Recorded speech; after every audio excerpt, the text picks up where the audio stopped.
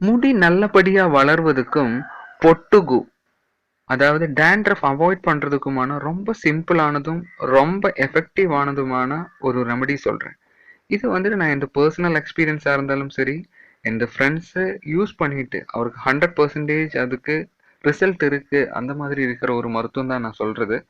நம்ம எல்லார் வீட்லயும் இருக்கோம். இல்ல நம்ம வேணும்னா நமக்கு எங்க வேணாலும் அது பார்த்து கண்டுபிடிச்சிடலாம். வேப்பிலை நல்லா கசப்பா இருக்கும்ல, அந்த இலை தான் சொல்றது. நம்ம கறியில போடுற கறிவேப்பிலை கிடையாது, வேப்பிலை. அதுதான் வேணும்.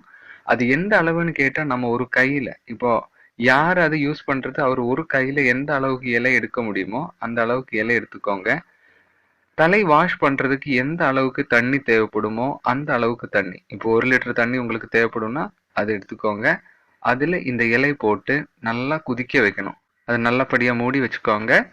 அதுக்கப்புறம் ஒரு நாள் அப்படியே இருக்கட்டும். அதோட சத்து பூரா அதுல ஊறுறதுக்கு அப்படியே இருக்கட்டும். ஒரு நாள் ஒரு 24 ஹவர்ஸ் அப்படியே இருக்கட்டும். அதுக்கப்புறம் இந்த தண்ணி எடுத்து நம்ம குளிக்கும்போது நம்ம தலை நல்லா வாஷ் பண்ணிக்கலாம். அதுல இருக்கிற இலை எதுவும் வேண்டாம். அது நல்லா வடிகட்டிக்கோங்க. அந்த தண்ணி வச்சு நம்ம தலை வாஷ் பண்ணணும்.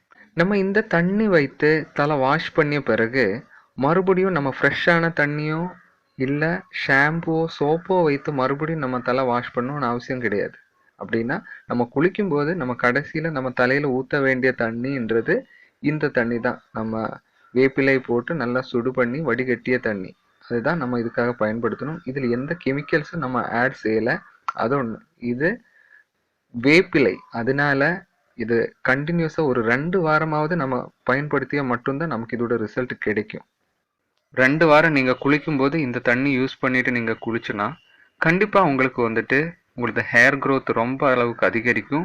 அந்த மாதிரி உங்களுக்கு டேண்ட்ரஃப் இருக்கு, பொட்டுக்கு பிரச்சனை இருக்கு அப்படின்னா அது கம்ப்ளீட்டா ரிமூவ் ஆகுறதுக்கும் உங்களுக்கு இந்த சிம்பிள் டிப் ஹெல்ப் ஆகும். இது வந்துட்டு நான் பர்சனல் எக்ஸ்பீரியன்ஸ்ல சொல்றது. அந்த மாதிரி ஃப்ரெண்ட்ஸுக்கா இருந்தாலும் இது ரொம்ப நல்ல ரிசல்ட் கிடைக்கிறது. கண்டிப்பா உங்களுக்கு இது ஹெல்ப் ஆகும்.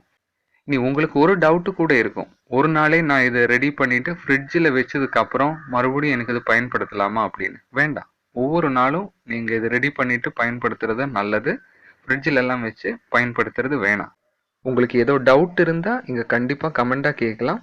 இந்த மாதிரி ஹெல்த் ரிலேட்டட் வீடியோஸ் இனியும் பார்க்கறதுக்கு உங்களுக்கு சப்ஸ்கிரைப் கூட பண்ணலாம்.